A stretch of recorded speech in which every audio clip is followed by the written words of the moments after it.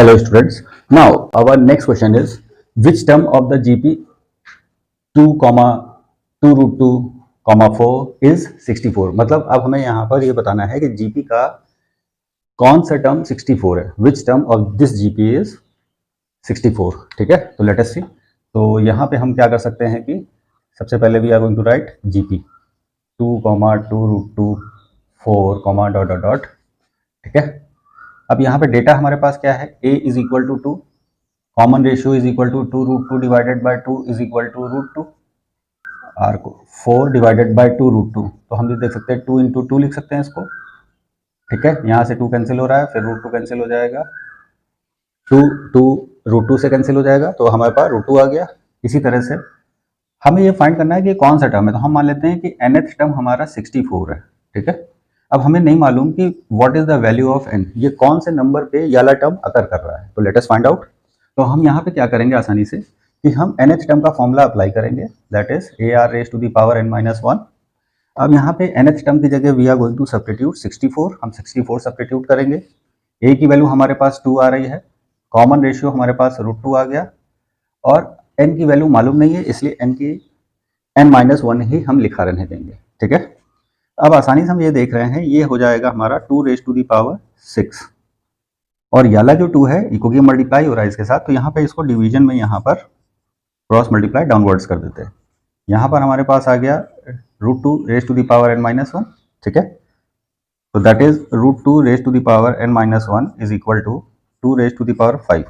ठीक है, अब देखिए यहाँ बेस है रूट 2 और यहाँ पे है बेस 2, तो या तो इसको रूट 2 में चेंज कीजिए और या फिर इसको 2 के बेस पे चेंज कीजिए। ठीक है, तो जैसा आपको कंफर्टेबल हो। अगर इसको हम रूट 2 के बेस पे चेंज करेंगे तो we can write root 2 raise to the power 10, power जो डबल हो जाएगी। ठीक है, तो देखिए कैसे होगा, ये देखिए रूट 2 इंटू रूट 2 क्या हो गया, ये आप रूट 2 का स्क्वायर, मतलब 2 को हम क्या लिख सकते हैं, root 2 into root 2 that is root 2 का स्क्वायर।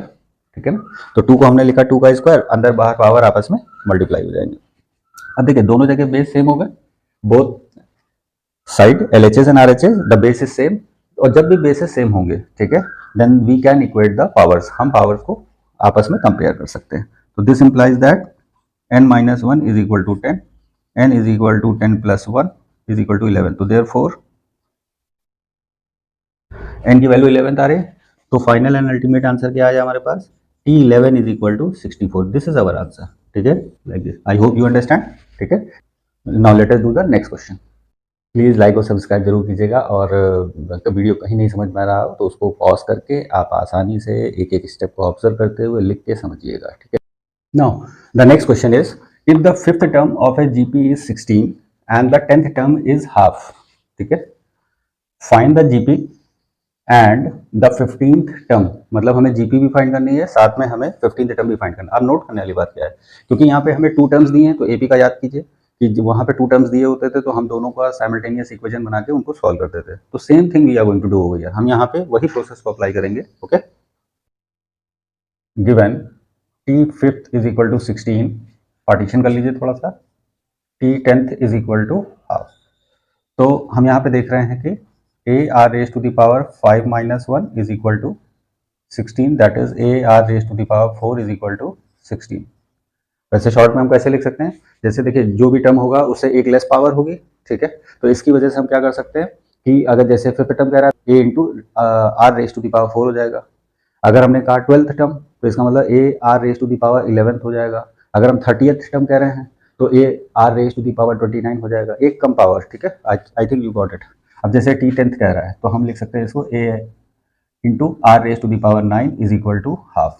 ठीक है, तो this is our equation number 1, this is equation number 2। दो साइमल्टेनियस इक्वेशन हमको मिल गए। ठीक है, अब लेकिन क्योंकि यहाँ पे टर्म्स हमारे मल्टीप्लिकेशन में है, प्रोडक्ट के फॉर्म में है, तो हम इनको सॉल्व करने के लिए डिवाइड करेंगे। We are going to divide equation 1 and 2 from each other. Okay, तो जो बड़ी पावर होगी उसको न्यूमरेटर बनाएंगे और जो स्मॉल पावर होगी उसको डिनोमिनेटर बनाएंगे, जिससे हमको बाद में सॉल्व करने में आसानी हो। ठीक है, तो आप देख रहे हैं a r raise to the power 9 है, ये बिगर पावर है, तो that is equation 2 divided by equation 1।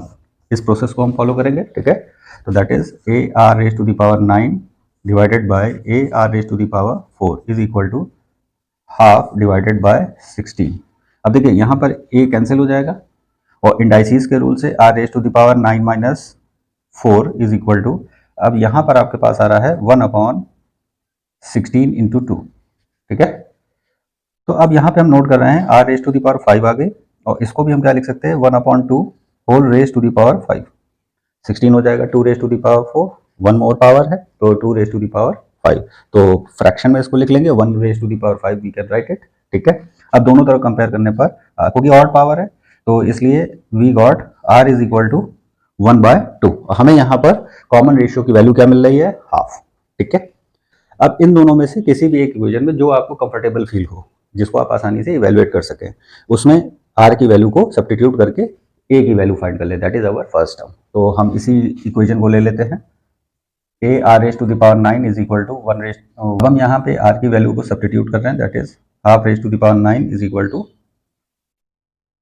1/2, ठीक है। a इसको लिख सकते हैं 1/2 raise to the power 9 is equal to 1/2, a is equal to, अब ये 2 रेज टू द पावर 9 ऊपर क्रॉस मल्टीप्लाई हो जाएगा, ठीक है, we get 2 raise to the power 8, ठीक है, a is equal to 2 raise to the power 8, तो this is our first term. अब वैसे हम लिख सकते हैं इसको 2 रेज टू द पावर 8, 256 हमारे पास आता है, ठीक है।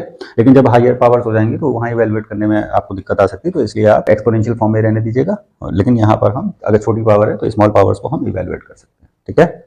नाउ देखिए अब हमें फर्स्ट टर्म मिल गया, हमें कॉमन रेशियो मिल गया, तो what will be the GP, GP हमारे पास क्या आ जाएगी, GP is equal to a r square so on, ठीक है।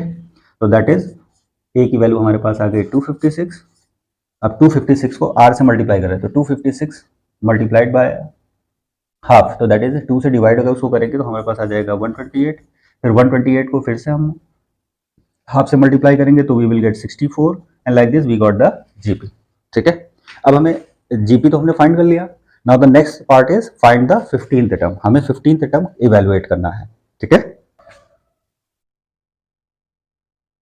अब हमारे पास T15 क्या आ जाएगा, a r raise to the power 40, ठीक है, 2 रेज टू द पावर 8,